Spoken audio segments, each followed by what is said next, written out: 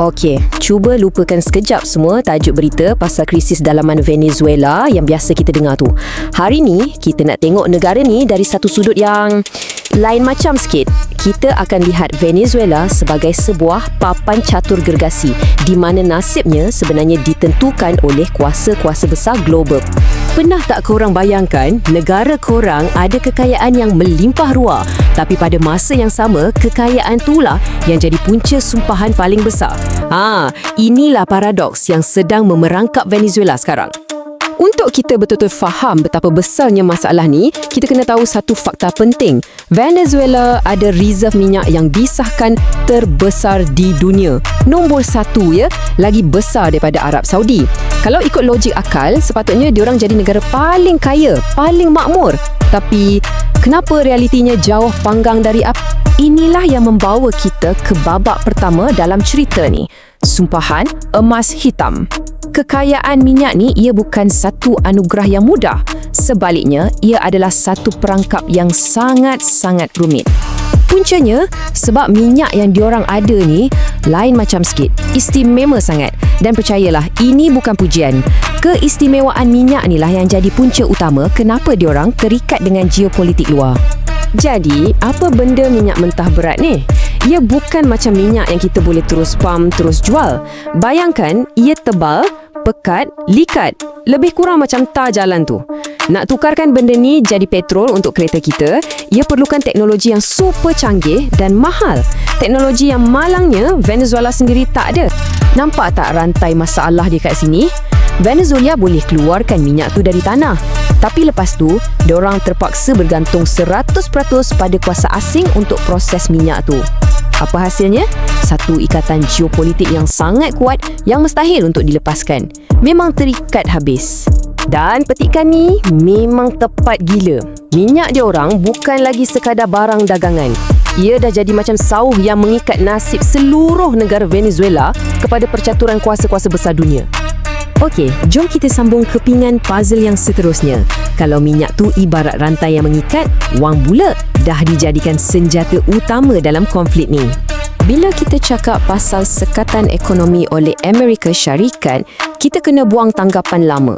Ini bukan sekadar denda atau hukuman biasa tau. Dalam dunia geopolitik moden, sekatan ekonomi ni dah jadi macam satu bentuk peperangan senyap yang dilancarkan melalui sistem keuangan. Macam ni lah cara diorang lumpuhkan satu negara.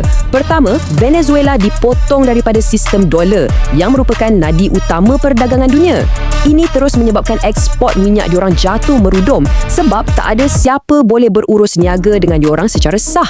Akhirnya, negara kehabisan duit tunai dan dari situlah krisis sebenar bermula.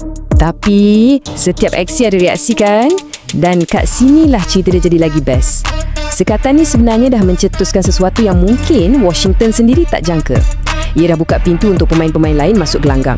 Dan inilah kesan yang tak dijangka tu. Masa Venezuela tengah terdesak cari jalan lain, China dan Rusia pun masuk.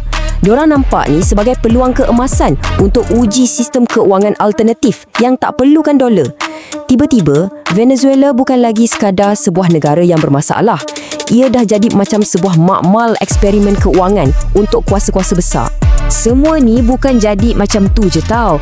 Ia sebenarnya sebahagian daripada satu anjakan kuasa global yang lagi besar yang membawa kita ke bahagian ketiga kupasan ni. Okey, untuk faham apa yang tengah jadi, kita kena faham perubahan besar ni. Dulu, lepas Perang Dingin, kita hidup dalam dunia unipolar. Macam ada seorang je bos besar kat dunia ni, iaitu Amerika Syarikat. Tapi hari ni, kita dah masuk dunia multipolar.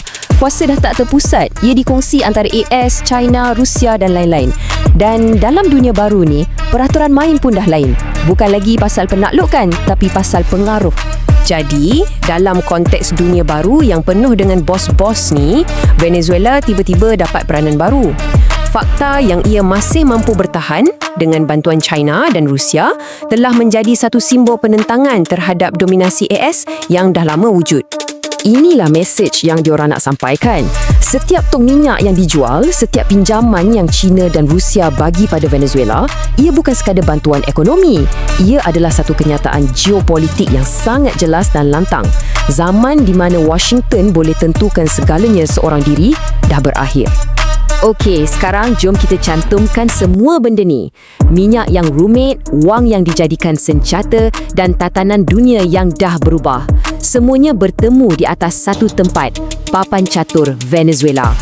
Ini soalan paling penting. Adakah semua ni betul-betul pasal nasib rakyat Venezuela?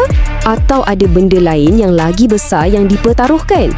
Jom kita tengok siapa pemain-pemain sebenar atas papan catur ni. Amerika Syarikat, dia main guna kad paling power dia, duit dan sekatan ekonomi.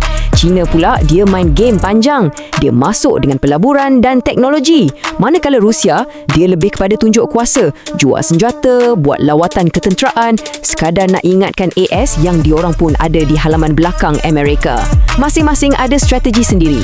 Jadi inilah benda paling penting yang kita kena faham. Kita selalu dengar orang cakap ini pasal sosialisme lawan demokrasi. Tapi sebenarnya itu semua cuma bahasa rasmi je. Konflik sebenar adalah pasal perebutan sumber, perebutan pengaruh dan kawalan strategik ke atas kawasan tu. Dan inilah kesimpulan yang paling pedih tapi paling benar. Dalam permainan kuasa besar ni, malangnya nasib Venezuela tidak ditentukan oleh rakyatnya sendiri. Negara itu dah jadi pentas atau lebih tepat lagi, papan catur itu sendiri, tempat kuasa-kuasa besar dunia menguji kekuatan masing-masing. So, apa pengajaran paling besar dari semua ni? Ada sumber alam yang banyak tu tak cukup. Kalau tak ada institusi dalaman yang kuat dan stabil, kekayaan tu boleh bertukar jadi magnet yang menarik campur tangan asing. Dan akhirnya, ia jadi satu sumpahan. Dan saya nak tinggalkan korang dengan satu soalan ni untuk difikirkan.